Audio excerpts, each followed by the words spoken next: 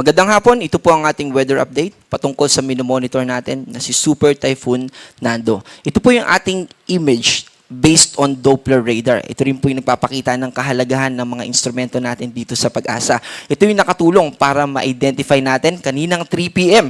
na naglandfall na itong si Bagyong Nando dito sa Panwitan Island. Isang maliit na island po na part pa rin ng Babuyan Islands and then part ito ng Calayan, Cagayan. And dito naman sa ating latest satellite image, kung makikita natin yung mata ng bagyo, very well structured po. Ibig sabihin ay malakas po itong bagyo na ito.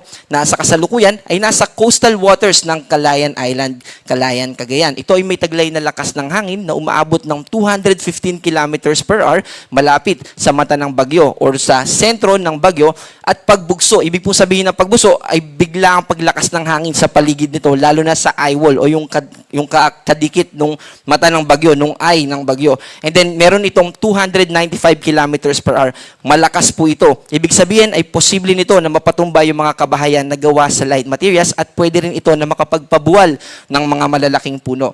And bukod dito sa epekto nitong si Super Typhoon Nando ay nananatili yung epekto ng habagat at yung pag-ikot kapag nasa northern hemisphere, itong mga bagyo natin ay counterclockwise yung ikot. Kaya hinihila niya yung moisture na associated dito sa habagat at yun din yung isa sa mga dahilan kaya tayo nakataas sa orange rainfall warning dito sa Metro Manila. At bukod doon ay naaapektuhan din yung western part ng Southern Luzon, particular na yung Mimaropa at ganoon din sa western part ng Visayas at Zamboanga Peninsula. Para sa ating latest track na tatahakin na nitong si Bagyong Nando, today po, nandito siya sa coastal waters ng Calayan, Cagayan. Bukas ng umaga, alas 2, madaling araw, ay nandito na siya sa boundary ng Philippine Area of Responsibility. Ibig sabihin, bukas ng umaga ay nasa labas na ito ng Philippine Area of Responsibility at unti-unti nang mababawasan yung epekto nito sa ating bansa, particular na sa Northern Luzon. At yung inner circle, ito po yung lugar na kung saan merong tayong at least 89 kilometers per hour na lakas ng hangin. Malakas po yan. And then yung outer na dilaw na linya naman, ito yung may at least 39 kilometers per hour. At dito rin natin nakikita yung size nitong bagyo. By the way, yung mata ng bagyo, yung radius niya ay nasa 50 kilometers. Kaya kung mapapansin natin, ay malaking bahagi din nung eye wall, yung tumatama sa ilang islands natin dito sa Babuyan. And also, sa mga susunod na araw ay mananatili siya na super typhoon and by 2 p.m. sa Wednesday, dito na siya tuluyan na mas mababawasan yung intensity. From super typhoon ay magiging typhoon na lamang ito at magtutuloy-tuloy siya dito sa southern part ng China.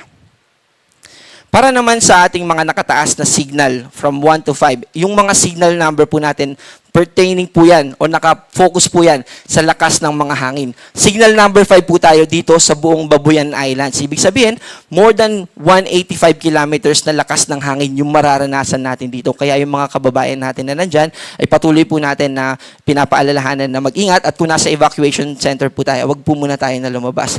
And then, nakataas pa rin naman sa signal number 4. Ibig sabihin naman ng signal number 4 ay 118 kilometers per hour na lakas ng hangin hanggang 184 kilometers per hour.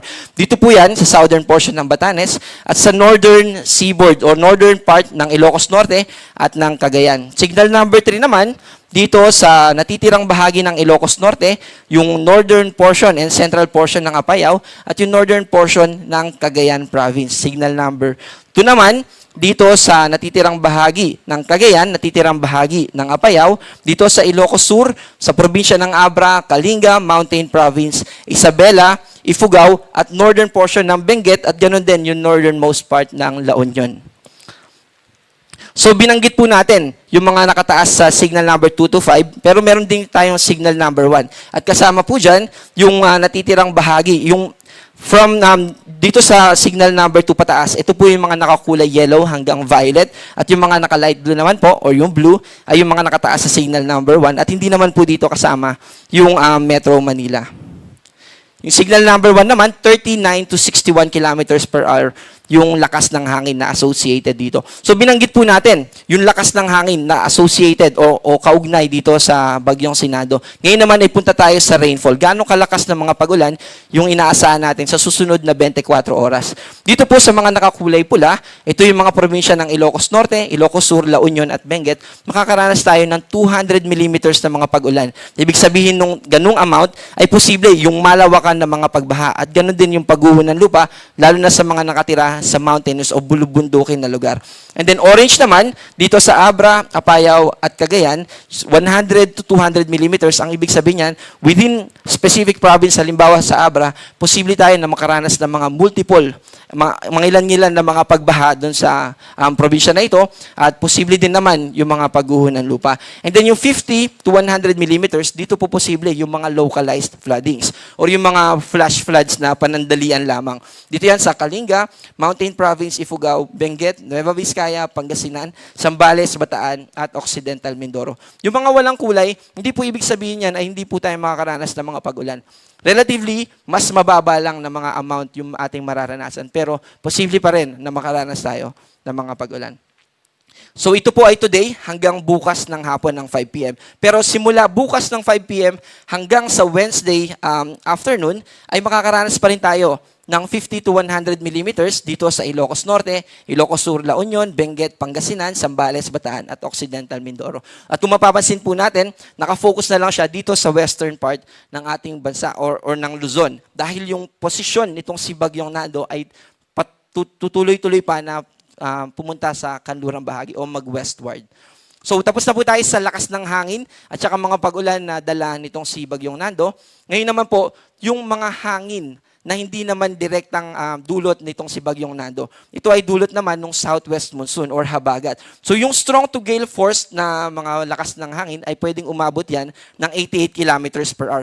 So yung difference po nito sa mga may signal number, ito pong lakas ng hangin na to ay pabugso-bugso lang. Gustiness po ito. At hindi ito yung pangmatagalan na lakas ng hangin. Ito yung panandalian lang. At kasama po dyan, yung Metro Manila, Central Luzon, of course, yung mga hindi po nakataas sa signal number. And then yung Calabarzon, Bicol Region, Mimaropa, Visayas at Mindanao. Bukas ay magpapatuloy yung malalakas na hangin na associated dito sa habagat. At kasama dyan yung Metro Manila, Central Luzon, Calabarzon, Bicol Region, Mimaropa, Visayas, Zamboanga Peninsula at Dinagat Islands. And then by Wednesday, yung Luzon Island natin ay patuloy na maapektuhan ng pabugso-bugso ng malalakas na hangin, including yung Panay Island.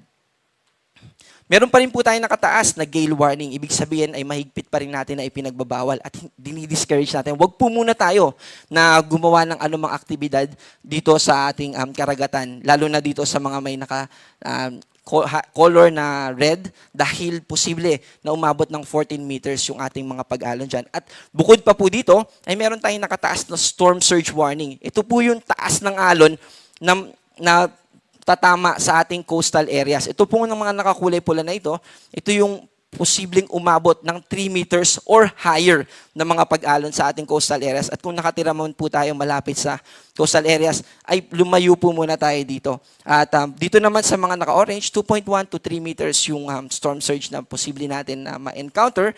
And then 1.2 meters naman and below dito sa mga yellow.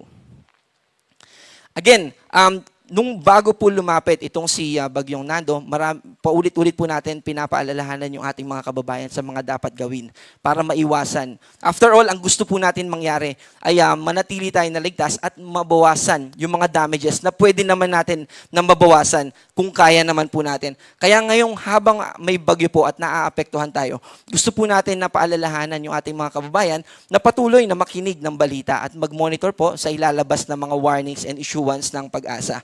And also, manatili po tayo sa itinakdang evacuation center until sabihin ng mga local DRRM officers na ligtas na. And also, of course, yung mga DRRM officers natin ay nag-update din sa atin kung ligtas na. Mahirap po na lumabas tayo bigla at tayo ay mapinsala. At ganoon din, gusto natin paalalahan na patuloy tayo na mag-ingat at kung hindi talaga natin maiiwasan at kailangan natin lumabas, ay gumamit po tayo ng posibleng magprotekta sa atin. Halimbawa, magsuot tayo ng helmet or any protective gear para hindi po tayo ma-aksidente or mapinsala.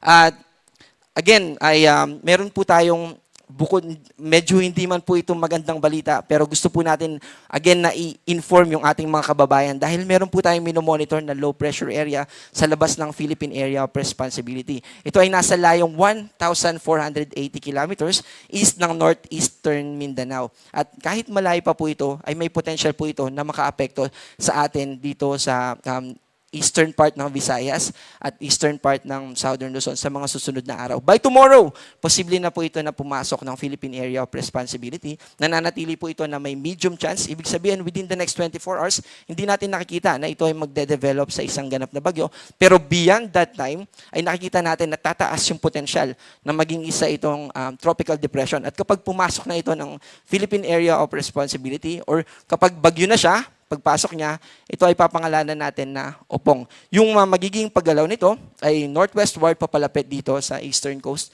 ng Southern Luzon, particular na yung Bicol region. Ito rin po yung ating TC threat potential. Ito yung nagpapakita ng mga potential na posibleng maging low pressure area or bagyo sa mga susunod na araw.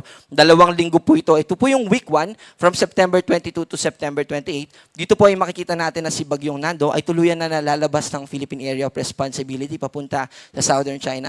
At ito namang low pressure area na ating binomonitor ay magpapatuloy dito sa paggalaw niya pa northwestward papalapit dito sa ating coastal areas. At kung makikita natin sa week 2, from September 29 to October 5, ay magtutuloy-tuloy itong yung LPA natin ngayon papunta dito. At ito po ay base sa ating TC threat potential at may posibilidad pa rin po na ito ay magbago kaya manatili po tayo na updated.